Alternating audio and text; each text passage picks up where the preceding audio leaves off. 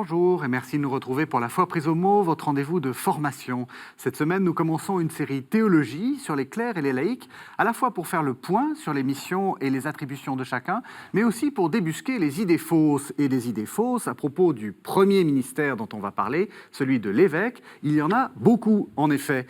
On évoque souvent une sorte de prince de l'Église, un monarque tout-puissant qui dirige un diocèse d'une main de fer. Est-ce que c'est vraiment cela, un évêque ? N'est-ce pas plutôt une fonction toutes différentes? Nous allons le découvrir en compagnie de mes deux invités.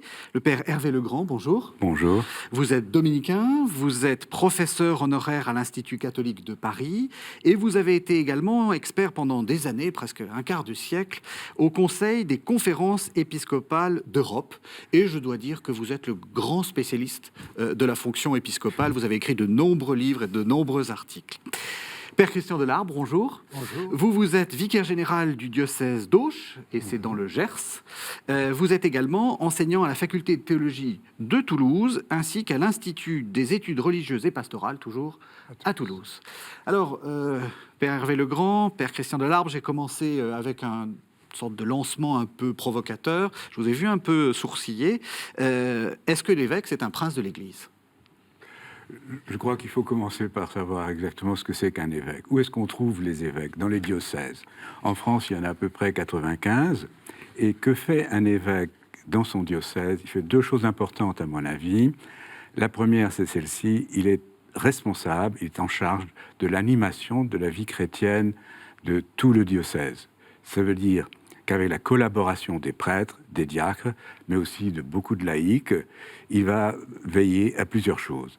À ce que l'évangile soit annoncé, à ce que la foi soit transmise et que la prière soit assurée partout, notamment la messe. Et également, il va être soucieux de ce que le plus grand nombre de chrétiens possible se sentent responsables de l'avenir de l'Église là où ils sont. C'est une première chose qu'il fait. Une deuxième chose tout aussi importante et qui fonde son autorité, c'est qu'il est dans son diocèse celui qui fait le lien avec les autres églises, avec les autres diocèses, ce qu'on appelle un peu techniquement avec le collège des évêques et avec le pape. C'est-à-dire qu'un évêque est le représentant de la foi de toute l'Église dans son Église, et à l'occasion, il peut aussi être le témoin de ce qui se passe dans son Église, auprès, par exemple, de la conférence des évêques, ou bien dans un synode auprès du pape. Père Christian Delarbre, on parle de l'évêque, il ne va pas y avoir d'émission sur la fonction de cardinal et sur la fonction de pape. Est-ce que la fonction centrale, c'est la fonction de l'évêque? Oui, même le pape est l'évêque de Rome. Hein. C'est la fonction centrale, c'est cette fonction apostolique qui ne s'exerce pas seule, parce que les apôtres étaient un collège, un groupe, on dit collège. Et donc les évêques sont un collège dont l'unité est faite autour de l'évêque de Rome. Mais le pape est l'évêque de Rome. Voilà. Les cardinaux, c'est une façon d'élire l'évêque de Rome, et c'était d'ailleurs à l'origine un collège de prêtres de l'église de Rome qui élisait son évêque. Comme ça se faisait à l'époque, enfin, au Moyen-Âge ou auparavant, dans les églises, le collège des prêtres désignait leur évêque. Vous-même, vous êtes, j'ai dit, vicaire général. Oui. C'est quoi? C'est un sous-évêque? Non, du tout. Non, c'est un vicaire. Dans vicaire général, le mot important, c'est vicaire. Général, c'est l'adjectif pour dire qu'il s'occupe d'un peu de tout.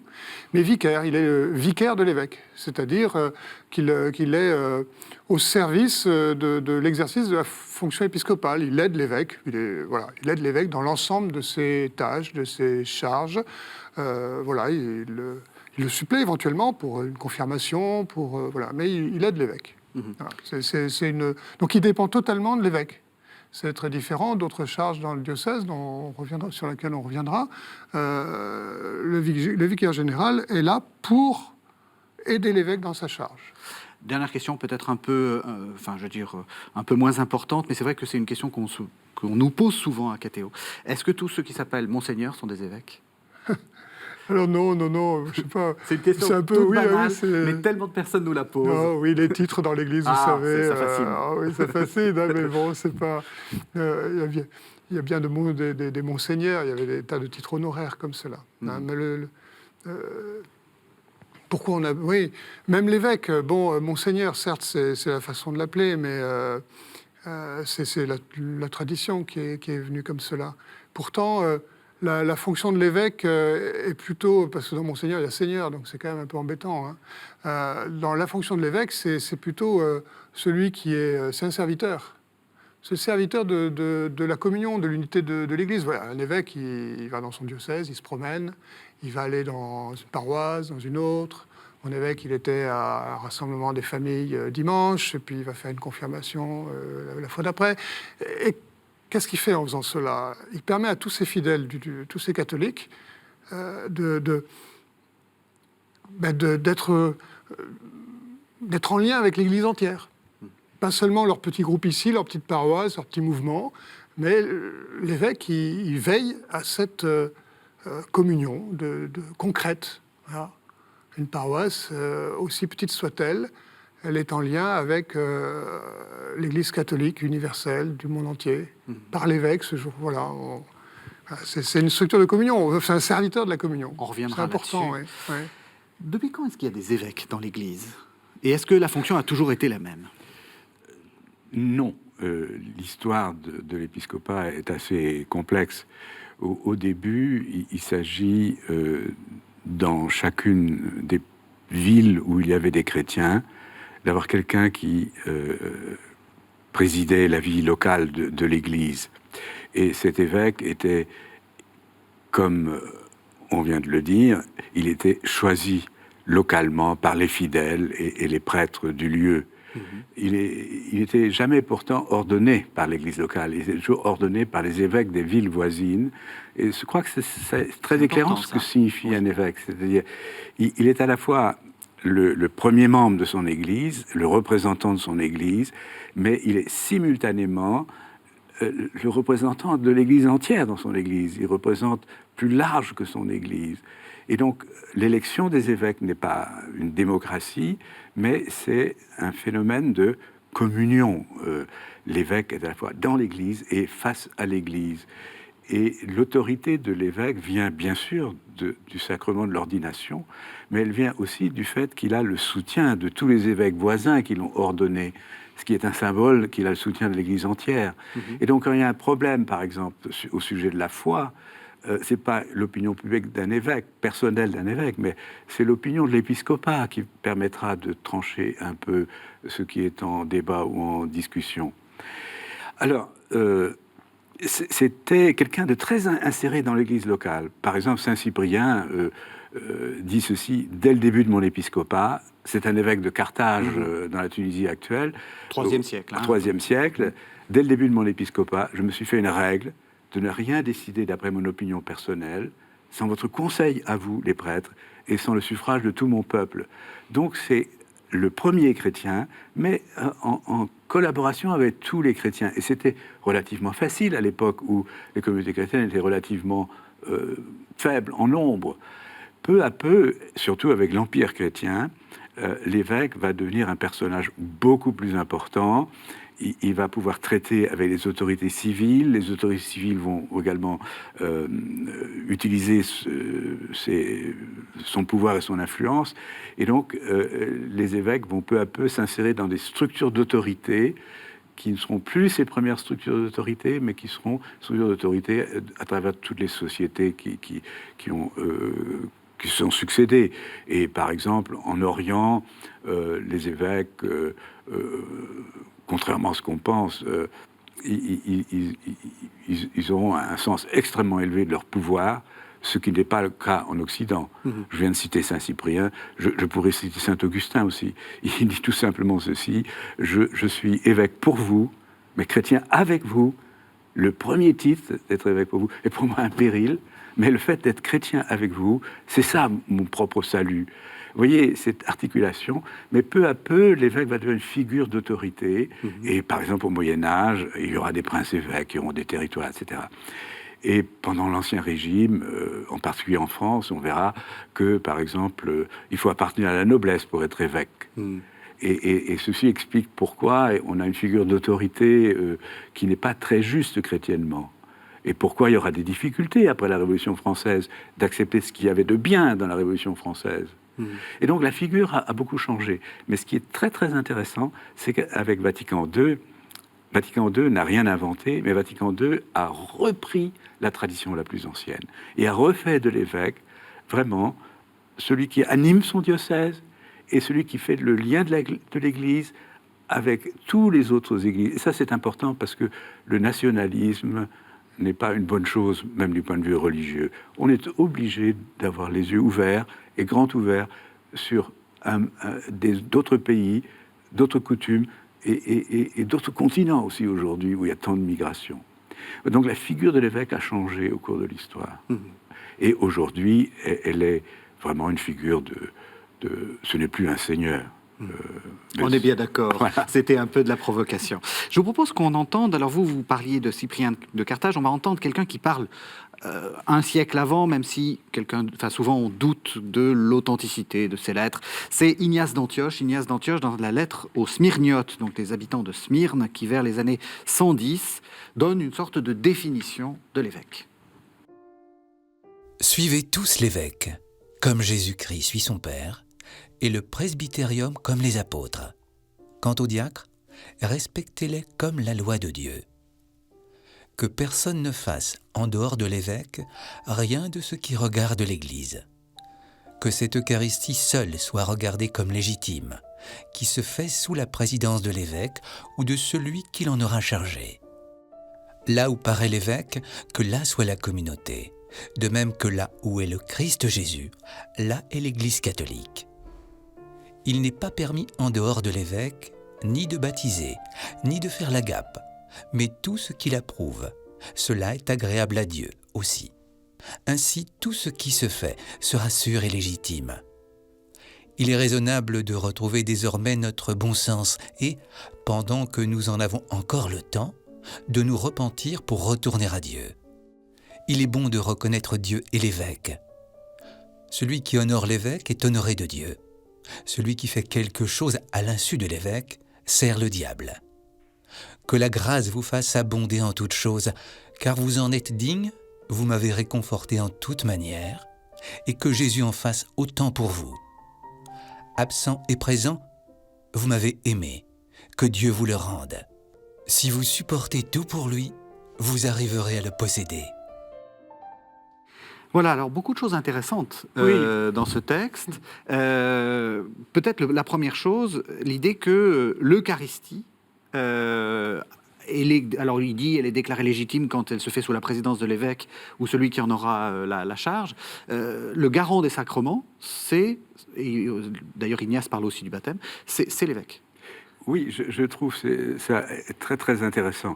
D'ailleurs, tous les fidèles ils peuvent y être attentifs. Dans toute célébration de l'Eucharistie, on la célèbre avec le pape François et notre évêque que l'on nomme par son prénom. Et ceci signifie que la communion que nous avons entre nous, comme chrétiens, n'est pas seulement une communion sociale, sociologique, mais elle est fondée dans la foi et les sacrements, fondée dans la célébration de l'Eucharistie. Et cette Eucharistie est célébrée la même dans le monde entier, même si elle est célébrée de bien différentes manières. Personnellement, j'ai vécu en Égypte et dans ma rue, pendant les 2 ans que j'y vivais, il y avait une messe chez les maronites, une autre chez les grecs catholiques, une autre chez les coptes catholiques. Et donc la messe de toujours a été une messe extrêmement diversifiée. Mais diversifiée dans la forme, c'est la même Eucharistie. Et ce qui nous tient en communion, le mot là vient... On communie à la messe. La communion à la messe est le fondement de la communion que nous avons entre nous. Et l'évêque, de fait, en est le garant. Et toujours les catholiques ont estimé qu'on ne peut pas célébrer la messe en dehors de l'évêque et contre un évêque. Ça, c'est la formule du schisme dès l'Église ancienne. Était schismatique celui qui dressait un autel contre l'autel qui avait déjà celui de l'évêque. Concrètement, on fait comment actuellement ? Enfin, comment l'évêque assure ce pouvoir de, alors je vais mettre d'énormes guillemets, contrôle des sacrements ? C'est pas d'abord un pouvoir de contrôle des sacrements. C'est un lien concret des catholiques entre eux, des autels entre eux. Voilà. Quand vous êtes quelque part à célébrer l'Eucharistie le dimanche, les fidèles, quand ils sont allés le dimanche, comment peuvent-ils savoir qu'il célèbre l'Eucharistie de l'Église entière. Voilà. Que cette Eucharistie est l'Eucharistie qui nous vient du Christ. Ou est-ce que le type s'est mis à son compte, il fait sa petite boutique dans son coin, voilà. Eh bien, parce que le prêtre qui est là a été ordonné par un évêque, lui-même ordonné par d'autres évêques, en communion avec le collège entier. Et que ce prêtre qui est là, alors qu'il célèbre, est toujours dans la communion avec cet évêque. Et c'est signifié au moment du canon, comme disait le Père Legrand, lorsqu'il nomme et le pape et son évêque, l'évêque du lieu. C'est-à-dire que je suis du diocèse d'Auch, mais lorsque je suis à Paris ou à Strasbourg ou ailleurs et que je célèbre l'Eucharistie, je nommerai l'évêque du lieu, car c'est celui-là qui fait le lien de ces fidèles-là autour de l'Eucharistie avec l'Église entière. Donc c'est quelque chose de très concret. Finalement, c'est plus de l'ordre d'un signe performatif, pour dire un signe qui fait ce qu'il dit, c'est sacramentel, quoi, si vous voulez, que de l'ordre d'un pouvoir au sens strict. Hein. Mais ça veut dire que si ce signe est absent, la réalité, où est-elle ? Est-ce vraiment encore l'Eucharistie ? Est-on en lien... Voilà, l'Eucharistie, voilà, c'est le corps du Christ. Donc le corps du Christ que nous célébrons, c'est le corps du Christ ecclésial. Il n'y a qu'un seul corps du Christ. Voilà. Comment le membre n'est-il pas détaché du corps ? Eh bien voilà, c'est ce signe concret qu'est l'évêque. Et c'est pour ça que dans les diocèses, il est si important, et c'est pour ça que les évêques passent tant de temps à simplement célébrer ici ou là, pour rendre vivant, rendre actualisé ce signe profond de l'unité de l'Église. Oui, je voudrais ajouter quelque chose, parce que beaucoup de catholiques s'étonnent qu'on ne puisse pas communier, mettons, dans une autre Église. Et ceci est tout à fait éclairé, d'après ce qu'on vient de dire. Je veux dire par là qu'on est membre de l'Église à laquelle on communie. On a la même foi que cette Église. On en est membre, on y est responsable. Et la communion à la messe et la communion avec les autres chrétiens, frères chrétiens, c'est deux faces d'une même pièce de monnaie, si je puis dire. Et ça, c'est fondamental, et ça explique quelquefois ce que quelques chrétiens ne comprennent pas, parce qu'on se sent très proches les uns des autres, donc on devrait communier. Mais il faut vérifier si vraiment ceci implique qu'on ait véritablement la même foi et qu'on appartienne à la même Église. Ce lien entre la communion ecclésiale, la communion eucharistique et la communion de l'Église est fondamental. C'est important ce que vous dites, c'est-à-dire que c'est pas un geste uniquement pour être sympathique, non. Pour être bien ensemble. Oui, c'est beaucoup plus profond que ça. Dans les lettres d'Ignace, ce qui est intéressant, c'est dans les adresses, où il s'adresse à l'Église qui est à Smyrne. Oui. C'est-à-dire à l'Assemblée, qui est dans ce lieu-là. Vous voyez ? Et bien sûr, il va y avoir dans l'histoire antique de l'Église tout de suite un problème. Une assemblée, normalement. On n'est qu'une seule assemblée autour de l'évêque. Enfin, on est un seul. Et puis après, évidemment, la ville est grande, il y a plus de chrétiens, on ne rentre plus dans la même salle. Donc, on va devoir faire plusieurs assemblées. Mais comment faire que ces plusieurs assemblées restent une seule assemblée ?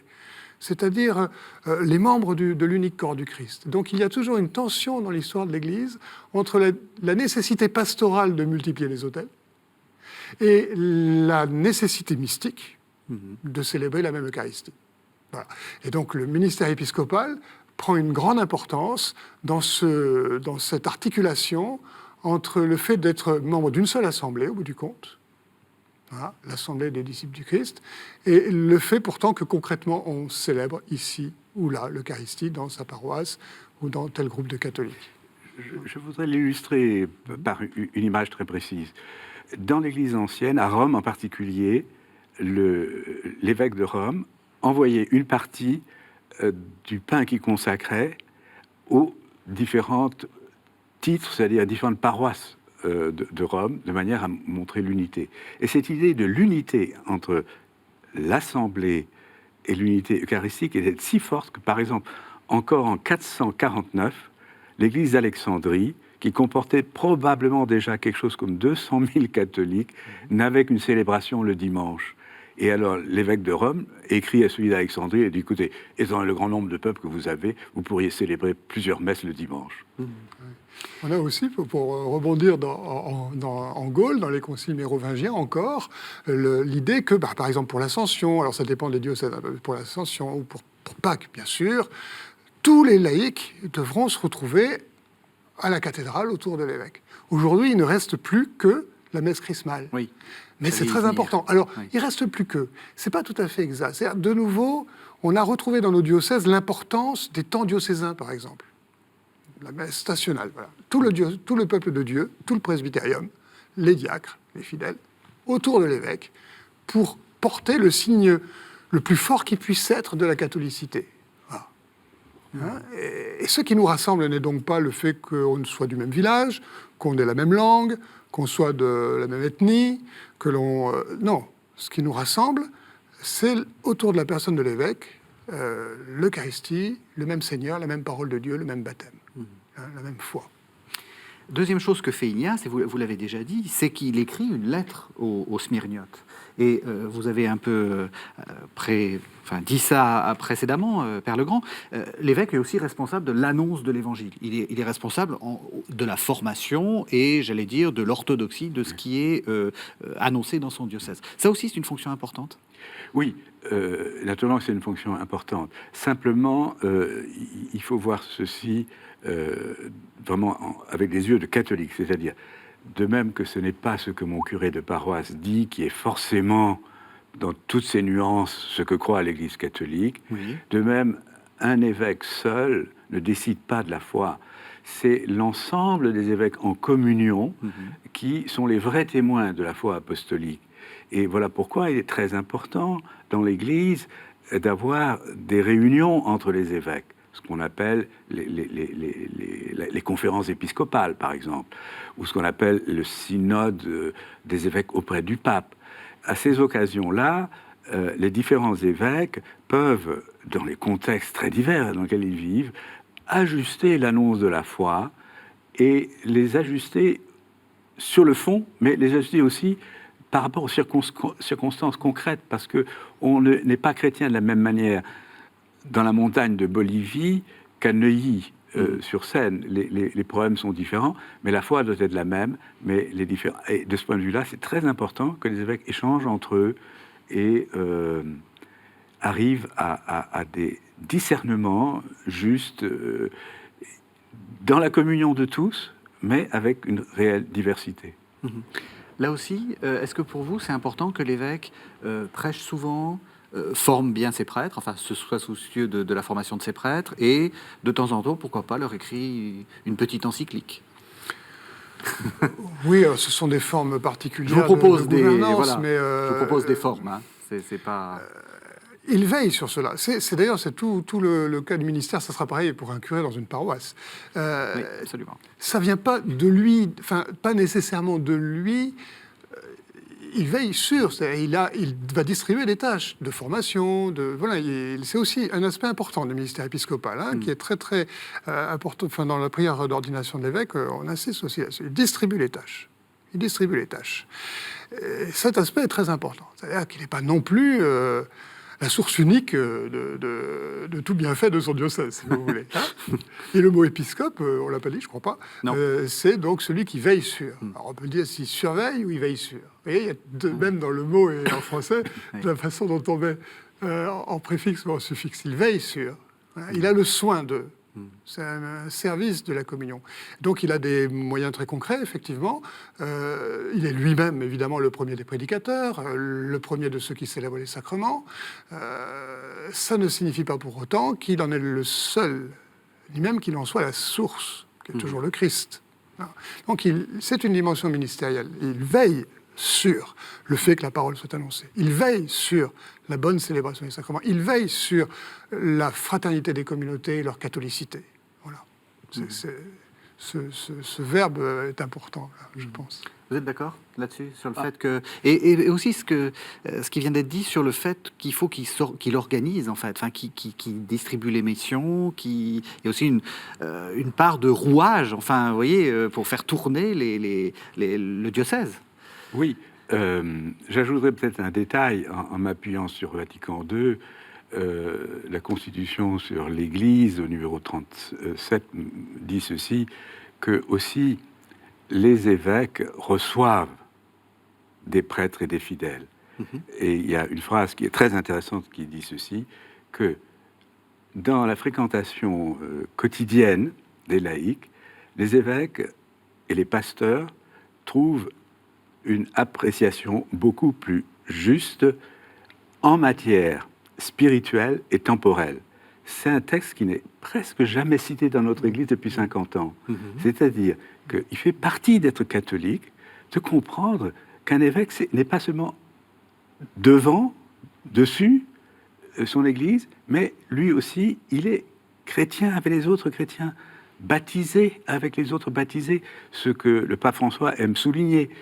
Et que, dans la ligne de Vatican II, un évêque apprend aussi de ses fidèles, même en matière spirituelle, ce qu'on ne dit pas habituellement.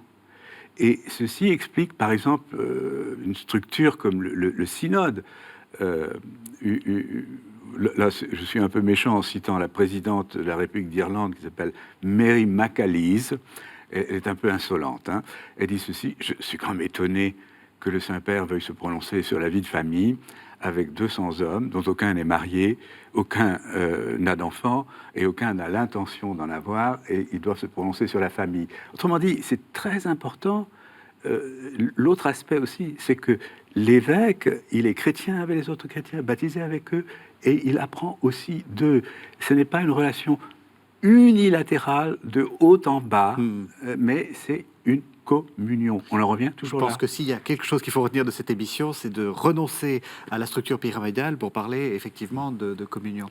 Ce qui ne veut pas dire que la chaisière en sait autant que son évêque, bien entendu. Oui, non, bien sûr, bien sûr.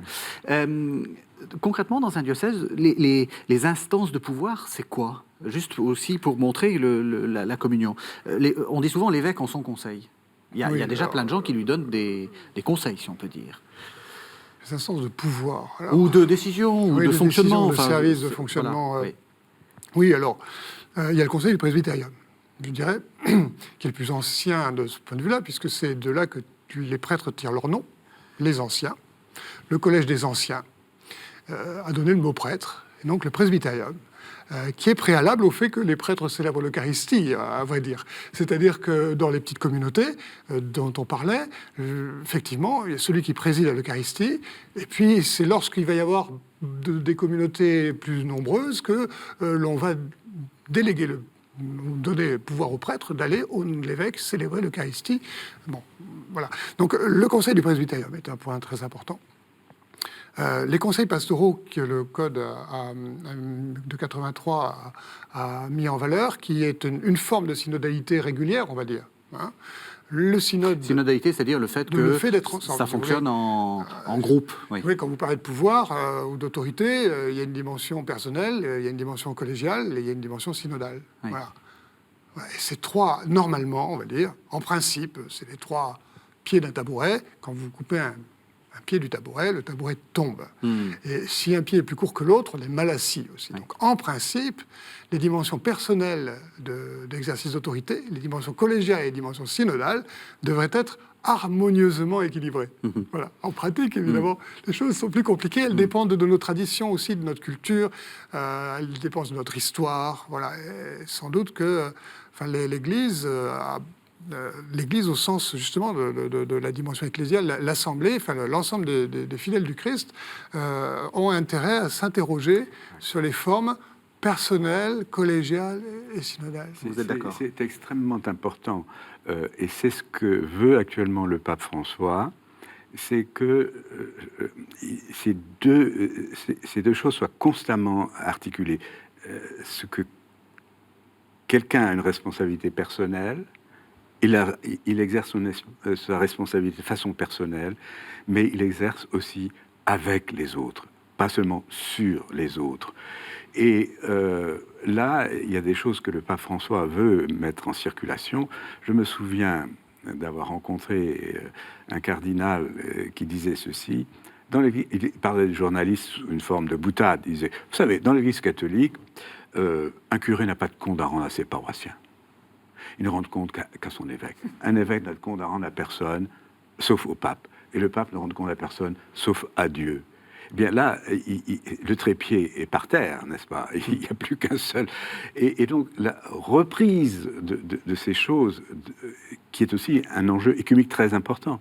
Notre Église a signé avec foi et constitution du Conseil commun des Églises ceci que à l'avenir, les ministères doivent s'exercer à la fois de façon personnelle, de façon collégiale, c'est-à-dire ceux qui sont ordonnés ensemble, et aussi de façon synodale, c'est-à-dire avec l'ensemble des chrétiens, qui sous des formes diverses naturellement, parce que il faut passer par des élections, il faut passer par des choix, etc.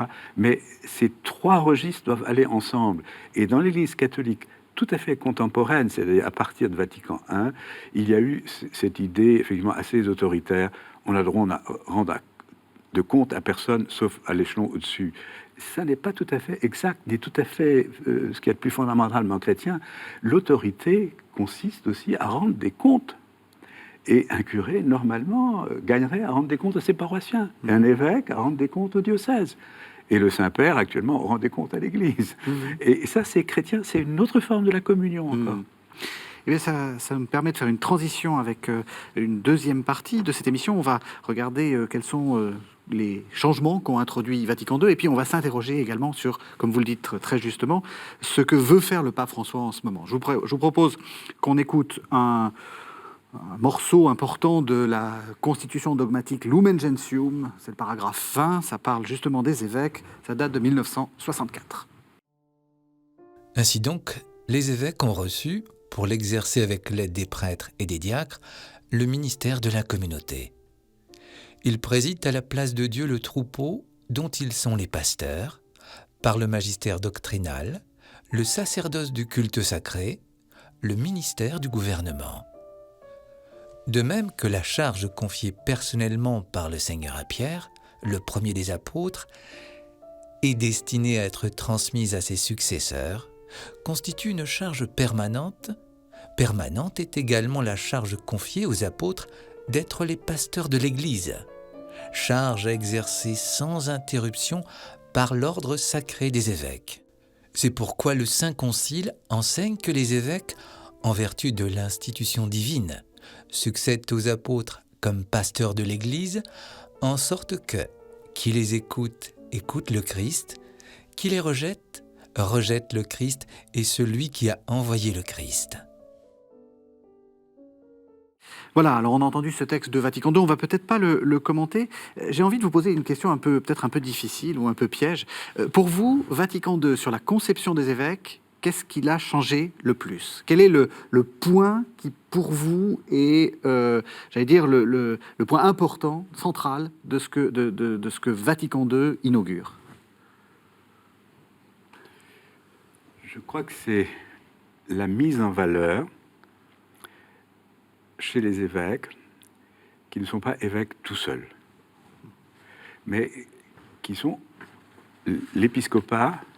Le fait d'être évêque est un ministère qu'on exerce localement, mais qu'on exerce aussi avec ses frères évêques dans l'ensemble de l'Église.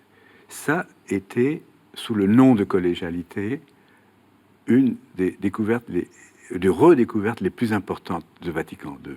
C'est-à-dire que désormais, les évêques ne sont pas seulement le haut personnel dirigeant de l'Église universelle, si vous m'expliquez, des sortes de préfets de la République dans la République française, mais que les évêques sont eux aussi sujets de droit et d'initiative dans l'Église, avec le pape. Or, auparavant, on les considérait un peu trop comme subordonnés au pape. Et donc, ce qu'il y a de nouveau, c'est ça, c'est ce qu'on appelle la collégialité. Être évêque, c'est évidemment avoir une responsabilité personnelle et inaliénable dans son propre diocèse, mais en collaboration avec l'ensemble des évêques et en collaboration avec le premier d'entre eux, qui est l'évêque de Rome. Ça, je crois que c'est ce qu'il y a de plus nouveau. Mais est assez nouveau également, le texte que je cite tout à l'heure, à savoir que même dans leur diocèse, ils seront de meilleurs évêques s'ils ne sont pas des représentants de l'autorité centrale, si je puis dire, mais s'ils exercent l'autorité avec leurs collaborateurs, qui sont les prêtres et les diacres, et aussi avec l'ensemble des fidèles. Et Vatican II a introduit donc un certain nombre de conseils dans l'Église. Le Père y faisait déjà allusion. Il y a le conseil des prêtres, il y a le conseil pastoral, etc. Et ceci n'a pas été suffisamment mis en valeur, du moins, si j'en crois le pape François, qui dit ceci dans un texte que je me permets de citer pour ne pas le déformer de mémoire. Est-ce que pour nous, dit-il, le recours au conseil diocésain est inclus dans notre discernement pastoral? De tels conseils, avec les conseils pastoraux dans les paroisses, le conseil des affaires économiques, devrait permettre réellement aux laïcs d'être partie prenante dans les consultations, l'organisation, la planification pastorale. Le bon fonctionnement des conseils est déterminant, et je crois que nous sommes très en retard sur ce point. Donc, deux choses: l'évêque n'est pas un haut personnel dirigeant de l'Église, il est évêque avec les autres évêques et avec le pape, et dans son diocèse, il est évêque, seul évêque, mais avec des collaborateurs dont il peut, comme disait Lumen Gentium tout à l'heure, apprendre un certain nombre de choses également. Vous êtes d'accord? Oui, tout à fait. Alors, il y a plusieurs points sur lesquels je pourrais rebondir. Au niveau fondamental, il y a cette dimension d'apostolicité. C'est-à-dire le Concile Vatican II. Finalement, l'évêque, avant le Concile, on se disputait, c'est question de juridiction, quoi, de pouvoir. Est-ce qu'il a plus de pouvoir qu'un curé de paroisse? Et comment c'est lié? Moins de pouvoir que le pape. Donc on construisait les choses, on construisait à partir de questions de pouvoir, ou techniquement on disait de juridiction. Finalement, l'évêque, il a juste une juridiction plus grande que le prêtre, que le curé de paroisse. Et là, sans éliminer ces questions de juridiction et d'organisation de la gouvernance ecclésiale, le Concile Vatican II remet les choses à l'endroit. La notion de succession apostolique, le fait qu'il y ait un ministère pour que l'Église soit apostolique. Finalement, c'est ça, un service, un ministère pour que l'Église entière soit apostolique. Ce lien mystique, mais aussi très concret, donc sacramentel, encore une fois, un signe qui dit une réalité, qui fait qu'aujourd'hui, un disciple du Christ, par le prêtre et l'évêque, il est relié au Christ et à l'Église, aux apôtres, et à la première Église d'Acte 2. Voilà. Une dimension de l'apostolicité qui signifie donc du coup qu'il soit un groupe, qu'on n'est pas évêque tout seul, parce qu'on est évêque avec le collège des apôtres. Donc il y a toute cette dimension-là, et qui va donc changer profondément aussi la conception du rapport de l'évêque au prêtre et au diacre. Voilà. On ne se demande pas ce qu'on ajoute à un prêtre pour qu'il devienne évêque, parce qu'évidemment, chronologiquement, la personne est ordonnée prêtre, et puis un jour, elle est peut-être ordonnée évêque. Mais en réalité, on comprend les choses dans l'autre sens. Voilà. Les apôtres, les évêques, et les évêques ont deux ordres de collaborateurs. Ça change beaucoup la manière de comprendre ce qu'est un prêtre et un diacre. Ce sont des collaborateurs. Donc déjà, même le prêtre et le diacre, il n'existe pas tout seul dans son ministère, sous prétexte qu'il a reçu l'imposition des mains et qu'il préside à l'Eucharistie dans sa paroisse. Il est un collaborateur de l'ordre épiscopal. Voilà. Et pour cela, il reçoit le pouvoir sacré, etc. Mais il est un collaborateur. Il y a cette dimension de l'ordre apostolique qui se déploie non seulement avec les prêtres et les diacres, mais toute autre sorte de personnes qui sont appelées au service et des fidèles et du peuple de Dieu. C'est ce point-là. J'ajouterai un point. Oui. Juste un tout petit mot à ça. Je crois que c'est très juste et c'est moins nouveau qu'on ne le pense. Pourquoi? Qu'est-ce que nous disons au credo de la messe chaque dimanche? Nous ne disons pas « nous croyons les évêques apostoliques ». Nous disons « nous croyons l'Église apostolique ». Et donc, le fait de situer l'évêque au service de l'apostolicité de l'Église ne réduit pas l'apostolicité au fait d'avoir une imposition des mains qui remonte aux apôtres, mais l'apostolicité de l'Église est plus large.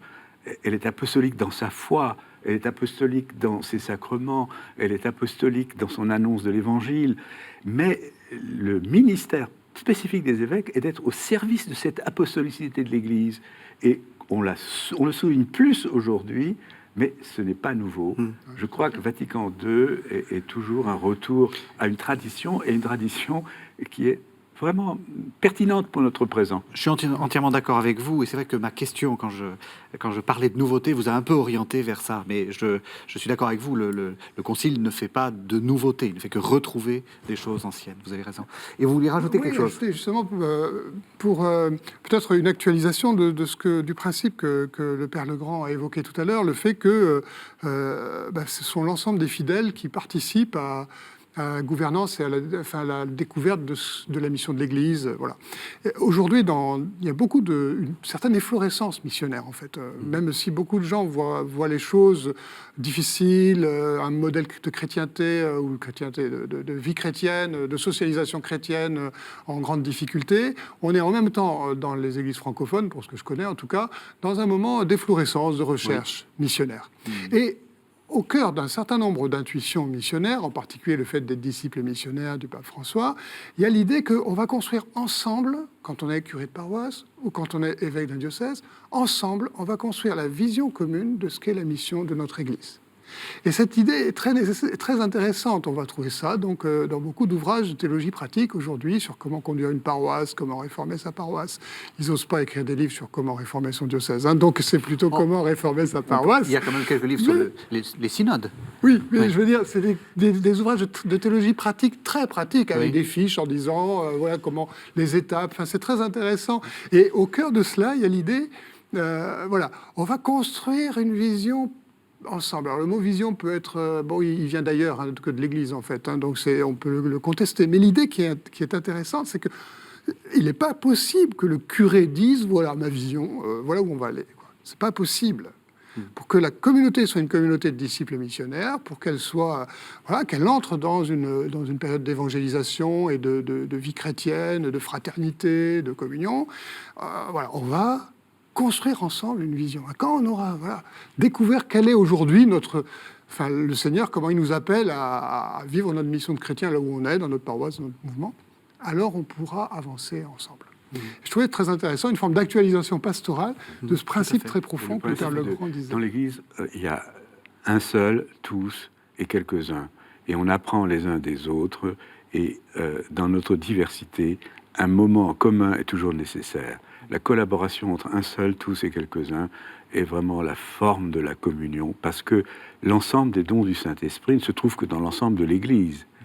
C'est pas facile de croire que les autres ont quelque chose à nous apprendre, mais c'est quand même ça un chemin de vérité. Vous avez cité le pape François, et on a dans les médias, non cathéo évidemment, quelquefois l'image d'un pape de rupture qui veut changer beaucoup de choses, un peu révolutionnaire, d'ailleurs il est sud-américain, etc. Je ne vais pas vous demander de vous prononcer là-dessus, mais pour la question de l'épiscopat, de la vision de l'évêque, qu'est-ce qu'il est en train de faire pour vous? Quelle est sa feuille de route, pour parler comme dans les médias? Eh bien, sa feuille de route est relativement claire. Il a des expressions tout à fait bien frappées. Il ne veut pas d'évêque d'aéroport, il ne veut pas d'évêque qui soient des seigneurs. Il est persuadé qu'on est sorti de l'époque constantinienne et qu'un évêque n'est plus un personnage public pouvant régenter la vie publique directement. Il souhaite vraiment que l'évêque soit dans son peuple. Et il a une image à ce sujet qui est très intéressante. Il dit: l'évêque doit être à la fois devant son peuple, dans son peuple et derrière lui. Devant, pour lui indiquer une direction, une vision peut-être, une direction. Dedans, il est évêque comme chrétien avec d'autres chrétiens. Et derrière, parce que, pour prendre une image pastorale, les brebis se dispersent, les gens vont chacun de leur côté. Il y en a qui se perdent, il faut rattraper ceux... Et donc, il souhaite vivement... des évêques qui soient vraiment des évêques dans leur peuple, devant lui, derrière lui, mais aussi dans leur peuple. Est-ce qu'il se l'applique à lui-même aussi? Parce qu'on a beaucoup dit qu'il changeait aussi la pratique pontificale. Mais là aussi, comment vous voyez les choses? Il fait la même chose, et il l'a dit clairement. Il dit ceci: moi aussi, j'en appelle à la conversion de la papauté. Rien que ça. Et d'ailleurs, il n'emploie jamais le mot papauté. Pourquoi? Parce que c'est un mot qui vient du Moyen-Âge, n'est-ce pas? Qui a des connotations au Moyen-Âge culturelles, sociales. Et il se désigne toujours comme l'évêque de Rome. Et il veut repenser le fait d'être évêque de Rome, d'être le premier des évêques, comme évêque avec d'autres évêques, évidemment à leur tête. Mais je crois qu'il dit adieu à un certain nombre de figures d'épiscopats qui ont existé, de grands seigneurs ou de gens qui ont une opinion sur tout, etc. Non, il veut qu'ils soient vraiment les liens de la communion, les animateurs, et qu'ils mènent une vie comme lui-même a quitté le palais apostolique. Enfin, il mène une vie évangélique, pauvre, et pas une vie de seigneur. Oui, c'est très, très intéressant parce qu'on sait qu'au Concile Vatican II, c'est une grande question des théologiens sur finalement, est-ce qu'on a l'épiscopat, puis après, de temps en temps, on leur donne une église à gouverner ou pas, quoi. Ou est-ce que le fait d'être l'évêque d'une église locale est intrinsèque au fait d'être évêque, si vous voulez. Alors, la grande dispute de théologiens, on ne va pas rentrer dedans, mais... Et donc, le pape François rappelle l'importance de l'évêque dans l'église locale. L'église locale, c'est l'église dans un lieu. D'ailleurs, ce lieu est généralement désigné par une ville. Et donc, c'est l'église de l'assemblée qui est dans telle ville. C'est pas l'évêque de la ville, parce que la ville, c'est la cité des hommes. Hein. Donc, mais c'est l'évêque de l'assemblée, des disciples du chrétien, d'ailleurs, qui sont étrangers, paroikos. C'est ceux qui sont étrangers dans la ville. Très bien. Mais aujourd'hui, quand j'observe la vie ecclésiale, il y a une grande question qui se pose, à mon sens. Hein. C'est que l'église locale, comme je disais, c'est l'église dans une ville, dans un lieu, dans une localisation.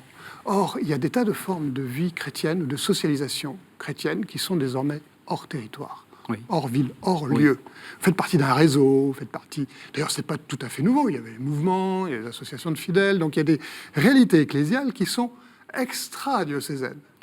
La question, c'est de savoir justement dans quelle mesure, donc toujours ça a été une question d'articuler, mais aujourd'hui, vu l'importance que prend et la facilité par les réseaux sociaux, les moyens de communication, la culture du temps, beaucoup de gens vivent leur foi chrétienne hors d'une assemblée concrète à la limite. On va aller à l'Eucharistie à tel endroit parce qu'elle nous convient, parce que le prêtre nous convient, et puis on va aller en pèlerinage dans tel haut lieu. On va ainsi avoir une vie chrétienne ou dans telle abbaye. Vous voyez ?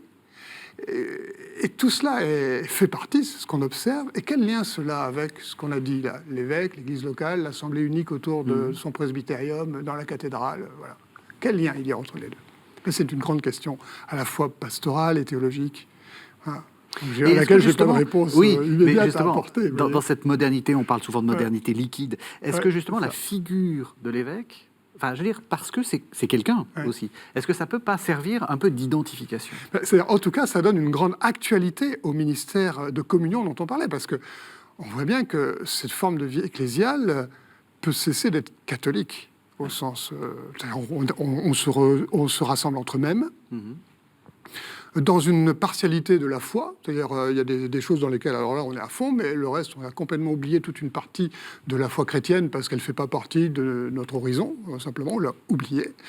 Donc il y a une partialité. Hein. Et donc, le ministère épiscopal est devant un énorme enjeu de communion, justement, de communion concrète, alors que lui est attaché à une ville, qu'il est attaché à l'ecclésialité locale qui se réunit quelque part, et face à des formes de vie ecclésiale qui, elles, sont dans les flux, déterritorialisées. Vous voyez. Et puis, il y a des disputes dans l'Église même, en disant, mais oui, mais on a des évêques pour des sortes d'églises qui ne sont pas territoriales. Vous voyez. On va avoir des évêques pour des sortes d'associations, des choses, c'est possible, c'est bien comme ça. Voilà. Donc, c'est des disputes... Entendez le mot disputatio, quoi. C'est des choses où on cherche un discernement, finalement. À travers la pratique ecclésiale, on sent bien qu'il y a un enjeu énorme, c'est que l'évêque, effectivement, dans son ministère, aujourd'hui, il doit créer la communion de réalités très disparates. C'est vrai, y compris dans un petit diocèse comme Auch, vous allez avoir toutes sortes de mouvements, de groupes. Les gens, par les réseaux sociaux, sont en lien avec telle et telle dimension de la vie catholique. Moi, j'y vois là une dimension très positive, d'abord, il faut le dire, au sens où c'est une forme d'inculturation autant C'est-à-dire qu'effectivement, la vie des gens est beaucoup moins territorialisée, donc il y a une plus grande disparité. Mais comme toute inculturation, elle a son revers de la médaille. On risque d'être dans le monde, et du monde. L'inculturation a le risque de dissoudre l'exigence évangélique, en particulier sa catholicité, je dirais. Voilà. Je suis tout à fait d'accord avec le père de l'Arbre sur ce point. Je crois qu'il y a un danger qui vient d'un possible sectarisme. On devient sectaire si on choisit et si on est dans une seule ligne. Et dans une démocratie, ça va très bien. Vous avez de l'extrême droite à l'extrême gauche toutes les possibilités. Mais dans la vie de l'Église, qui est une communion, n'est pas une démocratie. C'est-à-dire qu'on doit s'ajuster les uns les autres pour trouver le vrai discernement dans la foi, dans l'action, j'allais dire, enrichir nos différents types de sensibilité, nos différents types d'actions. Et de ce point de vue-là, le moment commun dans les structures diocésaines, dans un synode diocésain, est important. Et même, on pourrait avoir, rien ne l'empêcherait, un synode, les Allemands l'ont fait, un synode à l'échelon de l'Église nationale. On pourrait faire aussi un synode à l'échelon national. Et là, on se disputerait sans doute, mais la dispute est bonne. Oui. C'est parce que ça permet de s'ajuster les uns les autres. Et je crois qu'il y a une grande différence entre la démocratie et la synodalité. La démocratie, c'est la majorité l'emporte. Parce que chez nous, non. Dans un concile, par exemple, on vote certainement, mais on vote jusqu'à ce que les minoritaires soient devenus extrêmement peu nombreux. On réajuste les choses jusqu'au consensus. Et je crois que ce que le père de l'Arbre dit est très important. Cette direction-là est importante. Nous avons une grande diversité de sensibilités, une grande dispersion des énergies. Il ne faut pas les tarir, mais il faut leur donner la possibilité de s'enrichir mutuellement. Merci beaucoup. Merci beaucoup. Alors, 2 livres. Malheureusement, on arrive à la toute fin de l'émission, donc je vais juste les présenter. On n'aura pas le temps d'en parler plus. 2 livres que vous avez ou dirigés ou vous avez écrits dedans. Hein. Donc, sous votre direction, Hervé Legrand, avec Christophe Théobald, le ministère des évêques au Concile Vatican II et depuis, donc c'est vraiment tout à fait... c'est la suite de l'émission, hein, c'est je fais la bibliographie de l'émission, là. C'est pareil aux éditions du Cerf. Et puis toujours aux éditions du Cerf, coordonné par Monseigneur Michel Dubost, l'évêque d'Évry, Le Grand Tournant, l'an 1 de la Révolution du pape François. Alors là, on parle de révolution. Là, j'indique les stimulations que le pape François donne pour justement cette réforme permanente de l'Église que Vatican II souhaitait et qu'il a repris à son compte. Merci. Voilà, et ben donc ça sera là aussi, c'est l'autre note de bas de page de l'émission. Merci à tous les deux. Merci de nous avoir suivis. Vous savez que vous pouvez retrouver cette émission sur le site de la chaîne www.ktotv.com. Merci et à la semaine prochaine.